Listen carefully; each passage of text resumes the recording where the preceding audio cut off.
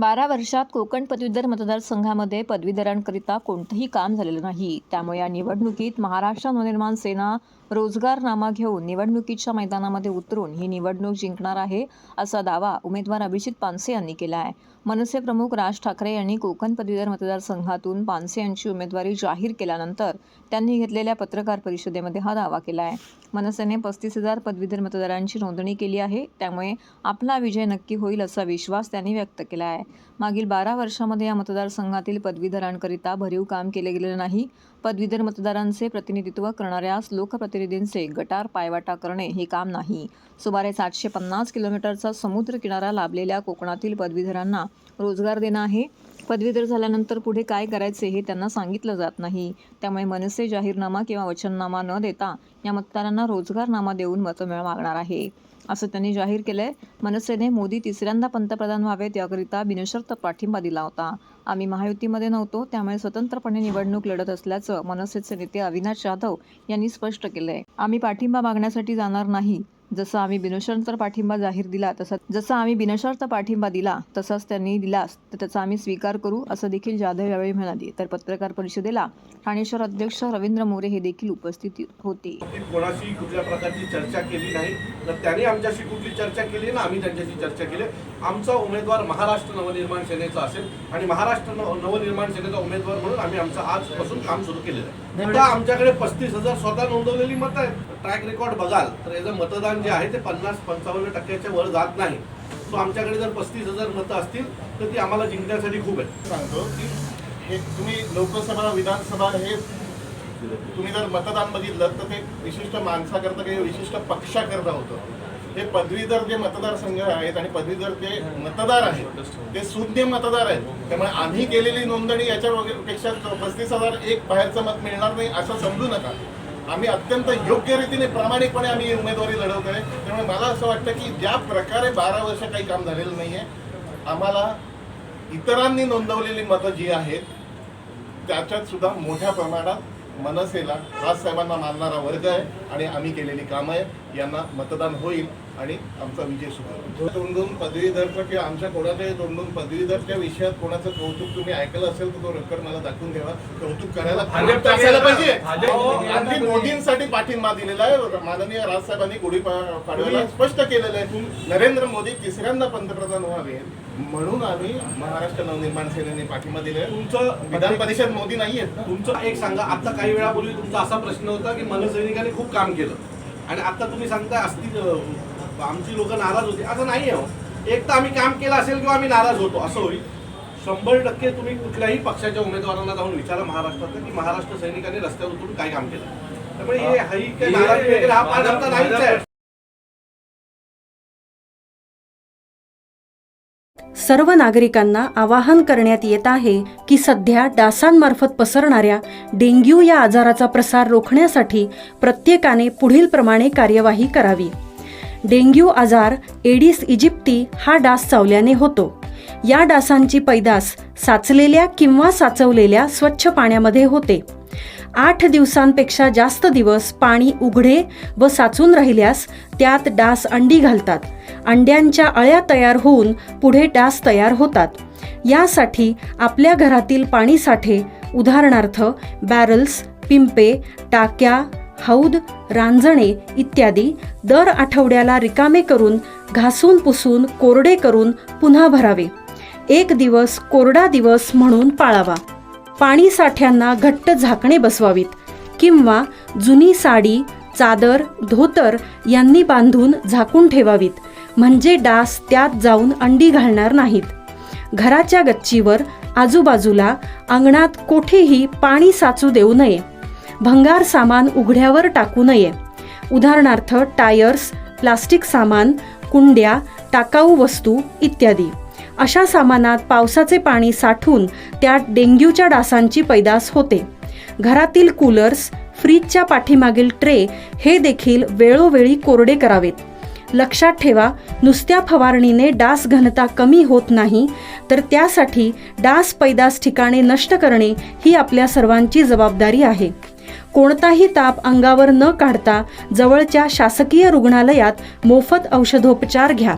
अशा प्रकारे नागरिकांनी सहकार्य केल्यास डेंग्यूचा प्रसार रोखणे सहज शक्य आहे.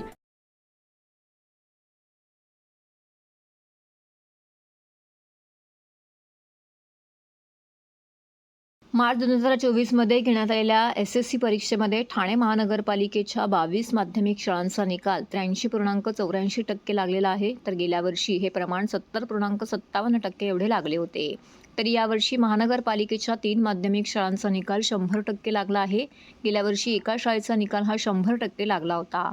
महापालिका आयुक्त सौरभ राव यांनी सर्व विद्यार्थ्यांचे कौतुक करीत भविष्यातील वाटचालीसाठी त्यांना शुभेच्छा दिल्या आहेत. यंदा ठाणे महानगरपालिकेच्या शाळांमधून 1523 विद्यार्थी 10वीच्या परीक्षेमध्ये बसले होते. त्यापैकी 1277 विद्यार्थी उत्तीर्ण झालेले आहेत. शाळा क्रमांक 12 कौसा येथील मराठी माध्यमाची शाळा, शाळा क्रमांक 19 सावरकरनगर ही उर्दू माध्यमाची शाळा, तसेच शाळा क्रमांक 16 सावरकरनगर ही इंग्रजी माध्यमाची शाळा यांचा निकाल 100% लागल्याची माहिती उपायुक्त सचिन पवार यांनी दिली आहे. त्याचबरोबर महानगरपालिकेच्या शाळांचा निकाल हा 90% जास्त लागलेला आहे. तर मराठी माध्यमांच्या एकूण निकाल 73.40% इतका लागलेला आहे.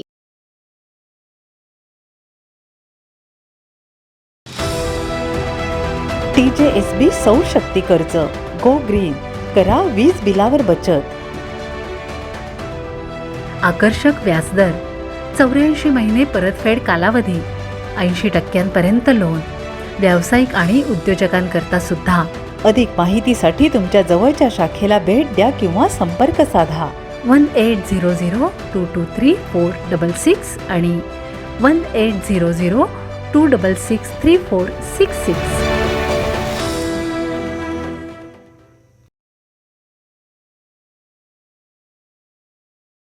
हरिओम स्वीट्स आता ठाण्यातही. मुलुंड येथील सुप्रसिद्ध हरिओम स्वीट्सची शाखा आता ठाणे शहरातील वर्तकनगर, शास्त्रीनगर परिसरातील अक्षर मेट्रो टॉवर येथे सुरू झाली आहे. सन 1995 सालापासून मुंबईतील मुलुंड परिसरामध्ये हरिओम स्वीट्स अत्यंत सुप्रसिद्ध आहे. या ठिकाणची मिळणारी ताजी सकस आणि सर्वोत्तम मिठाई ही मुलुंडकरांना अतिशय आणि मुलुंडवासियांनी या मिठाईला जबरदस्त असा प्रतिसाद दिला आहे. हरिओम स्वीट्सने ठाणे शहरामध्ये प्रवेश केला आहे. ठाणेकरांना सर्वोत्तम चव आणि तीही वाजवी किमतीमध्ये देण्याचा आमचा प्रयत्न असल्याचे हरिओम स्वीट्सच्या वतीने सांगण्यात आलेलं आहे. हरिओम स्वीट्समध्ये स्वीट सोबतच नमकीन, ड्रायफ्रुट्स तसेच फास्ट फूड आणि चाटही मिळणार आहे. 15 जूनपर्यंत प्रत्येक वस्तूंवरती 10% घसघशीत डिस्काउंट मिळणार असल्याची माहिती हरिओम स्वीट्सच्या वतीने यावेळी देण्यात आली. सातत्याने नाविन्याच्या शोधात असणाऱ्या ठाणेकर नागरिकांना हरिओम स्वीट्सच्या रूपाने एक नवीन पर्याय मिळणार आहे. अगदी पहिल्या दिवशीच हरिओम स्वीट्समध्ये ठाणेकर नागरिकांनी प्रचंड गर्दी केल्याचं चित्र पाहायला मिळालं.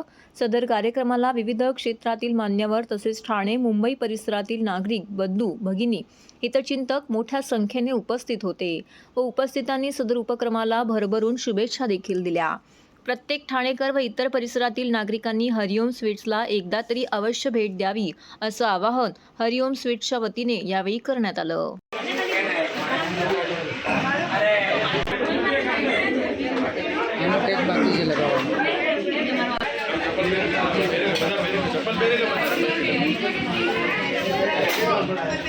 फोटो पडायला नाही हमारे जो फोन नारायण पटेल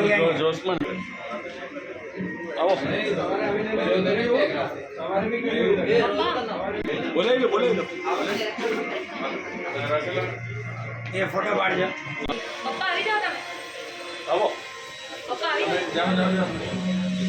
नहीं रोल का नहीं लगा आवाज પછી બીજો લે तीनों पे उड़ी नहीं तेरा भी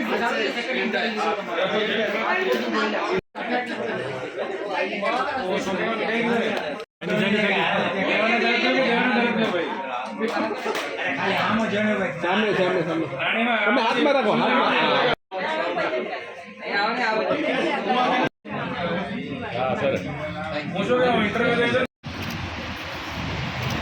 एक मिनट.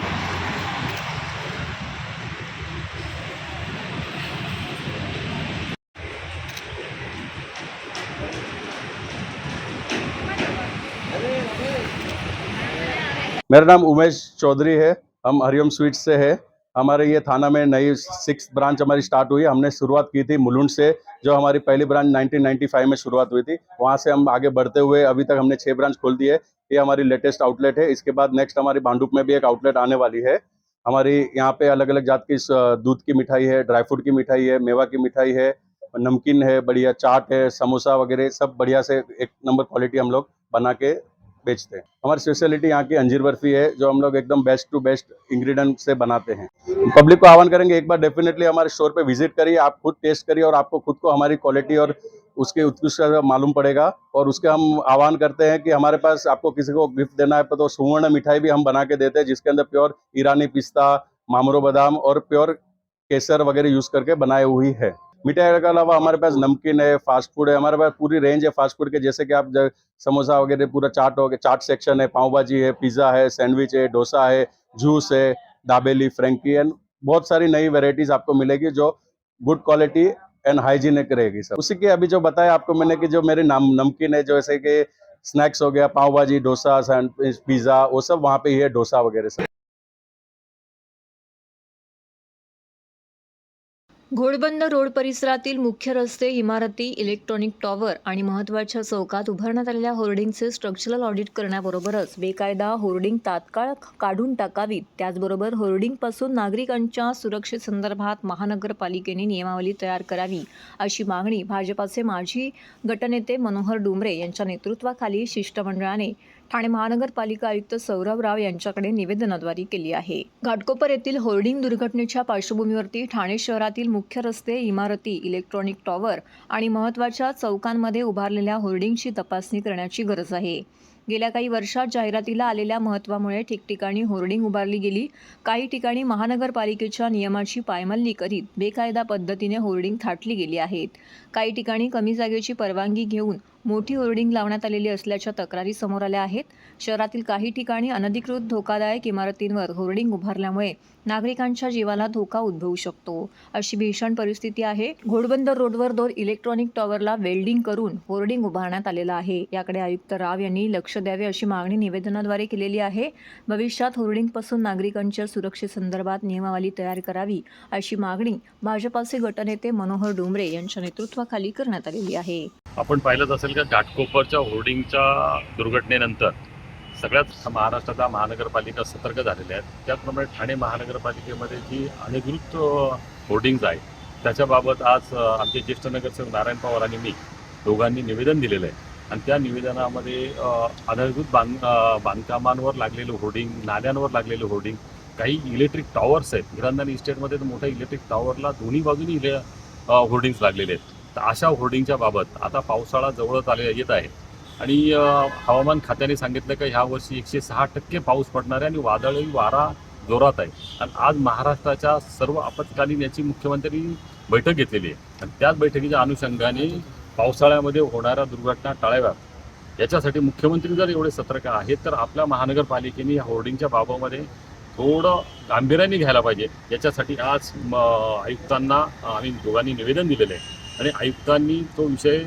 गंभीररित्या आम्ही हाताळणार आहोत आणि जे काही त्या होर्डिंगच्या बाबत अनियमितता असेल किंवा अनधिकृत असेल किंवा एखादी साईज छोटी असेल आणि ती मोठी प्रमाणात बांधलेली असेल तर अशा सगळ्या होर्डिंगचे ते स्ट्रक्चरल ऑडिट करून ते आमच्या समोर बोलले का लवकर त्याचा निर्णय घेणार आहोत। डिजिटल काही हे जे लावलेले आहेत होल्डिंग, डिजिटलच्या ह्याच्याने काय झालंय माहिती आहे का, ज्या गाड्यांना त्रास ॲक्सिडेंट होण्याची शक्यता आहे। आता ओपन हाऊसची तर मोठा एक डिजिटल लावले, रात्रीचे येताना म्हणजे लोकांना येणार त्यावरती डोळ्यांना त्रास होतो, एवढा जबरदस्ती ते लावलेलं आहे। आज ठाणे शहरामध्ये बघितलं असतील तर गल्लोगल्लीमध्ये होल्डिंग आहे, पण उत्पन्नाचं साधन तर नाही आहे। महानगरपालिकेला त्याचं उत्पन्न भेटत नाही।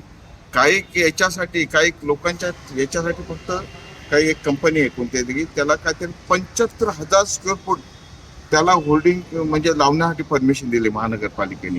उत्पन्न तो कंपनीवाला घेतो, महानगरपालिकेला त्याचा काही फायदा भेटत नाही। म्हणजे हा या महानगरपालिकेचा महसूल बुडतो त्याच्यामध्ये। याच्यासाठी महानगरपालिकेच्या आयुक्तांनी याच्या संदर्भात निर्णय घेतला पाहिजे का जेवढे जाहिरात बोर्ड आहेत पूर्ण ठाणे शहरामध्ये त्याची हाईट किती पाहिजे, त्याची रुंदी लांबी किती पाहिजे याची पण मर्यादा हे करायला पाहिजे कोणी प्रशासनाने।